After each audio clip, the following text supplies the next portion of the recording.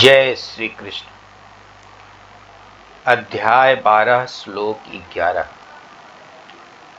भगवान श्री कृष्ण एक और विधि बताते हैं जिससे मनुष्य अपने कल्याण को प्राप्त हो सकता है। आइए चलते हैं, देखते हैं भगवान इस श्लोक के द्वारा क्या बताते हैं।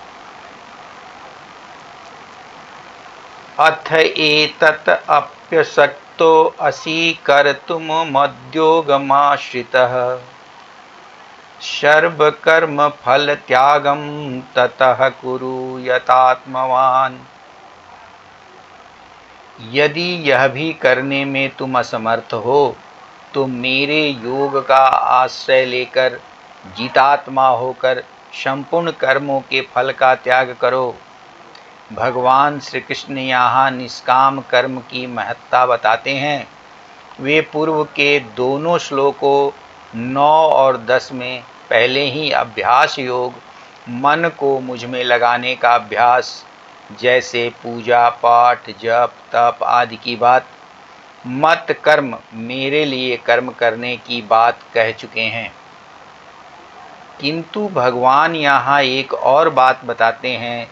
यदि मनुष्य स्वयं को ऊपर बताए गए दोनों कार्यों को करने में असमर्थ है, अर्थात मन को सीधे मुझ में लगाने में और मेरे लिए कर्म करने में असमर्थ है, तो वह केवल एक कार्य करे, मन और आत्मा को संयमित करके मेरे आश्रय में आकर सिर्फ अपने कर्मों के फलों का त्याग कर दे, तो भी वह मोक्ष का अधिकारी बन जाएगा, अर्थात मुझे प्राप्त करने में समर्थ हो जाएगा। कर्म फल त्याग ही मोक्ष का सरल द्वार है। मनुष्य कर्म करे किंतु उसके फल से अपना किनारा कर ले, अर्थात फल को ईश्वर के हाथ में छोड़ दे। प्रत्येक कर्म का कोई न कोई फल, अच्छा या बुरा, तो आएगा ही, लेकिन यदि यतात्मावान, मन और आत्मा को बस में रखने वाला होकर मेरे योग का आश्रय लेकर उस फल को ईश्वर को सौंप दिया जाए, समर्पित कर दिया जाए, तो भगवान कहते हैं कि उससे मनुष्य का कल्याण हो जाएगा। यहाँ आत्मसंयम आवश्यक क्यों है? हाँ, यहाँ एक बात जाननी है कि मनुष्य को अपने मन और आत्मा पर नियंत्रण रखना होगा। मन का संयम इसलिए अनिवार्य है क्योंकि जब तक मन और आत्मा पर संयम नहीं होगा तब तक फल त्याग केवल जबानी जमा खर्च, अर्थात मौखिक घोषणा ही होगा। वह अंतर मन से कभी स्वीकार नहीं किया जाएगा। अंतर मन से जब तक स्वीकार नहीं होता तब तक पूर्ण रूप से त्याग नहीं माना जा सकता। इसीलिए भगवान कहते हैं कि अपनी आत्मा और मन को संयमित करके जो मेरा आश्रय लेकर अपने कर्म के फलों का त्याग करता है वह मोक्ष का अधिकारी बन सकता है। यदि मन बस में नहीं होगा तो व्यक्ति कर्म करने के बाद भी कहीं न कहीं फल की इच्छा को छिपाए रखेगा। वह त्याग का दिखावा तो कर सकता है, लेकिन भीतर ही भीतर दुखी या लोभी बना रहेगा। कर्म फल त्याग का अर्थ केवल भौतिक फल जैसे धन यश मान प्रतिष्ठा का त्याग नहीं है, बल्कि कर्म के कर्तापन के अधिकार और अभिमान को छोड़ना है।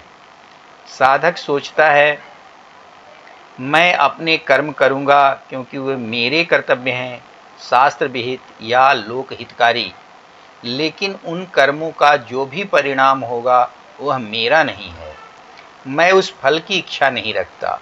जब साधक अपने ऊपर के दोनों स्तरों को, सीधे मन को लगाने वाले अभ्यास को या भगवान के लिए कर्म करने वाले सिद्धांत में स्वयं को असमर्थ पाता है, तब जाकर वह कम से कम ईश्वर के विधान पर निर्भर होता है। वह स्वीकार करता है कि मैं ईश्वर के लिए कुछ नहीं कर पा रहा हूँ, लेकिन मेरे कर्मों का कोई भी फल मेरे हाथ में नहीं है, इसलिए मैं इस फल को ईश्वर को समर्पित करता हूँ। वह जैसा भी इसका फल देंगे वह मुझे स्वीकार होगा। कर्तव्य करना ही सिर्फ मेरा काम है, फल मेरे हाथ में नहीं है। यह त्याग केवल नकारात्मक नहीं हो सकता, बल्कि सकारात्मक है। यह चित्त की शुद्धि का एक शक्तिशाली साधन है। फल की इच्छा ही मन को संसार से बांधती है। फल त्याग से मन आसक्ति के बंधन से मुक्त होता है। भगवान साधक की योग्यता और सामर्थ्य को ध्यान में रखते हुए अपने तक पहुँचने या मोक्ष के लिए द्वार कभी बंद नहीं करते। यह भगवान की परम दयालुता को दर्शाता है।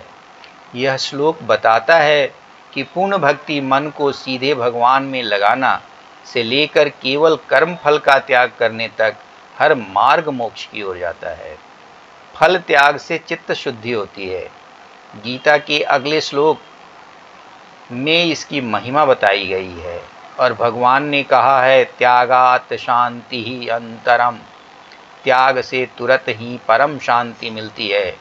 फल का त्याग करने वाला कर्मयोगी धीरे धीरे शुद्ध होता है और अंततः वह स्वयं को भगवान की सेवा में लगाने के लिए तैयार हो जाता है, अर्थात कर्म योग से भक्ति योग की ओर अग्रसर हो जाता है। जय श्री कृष्ण।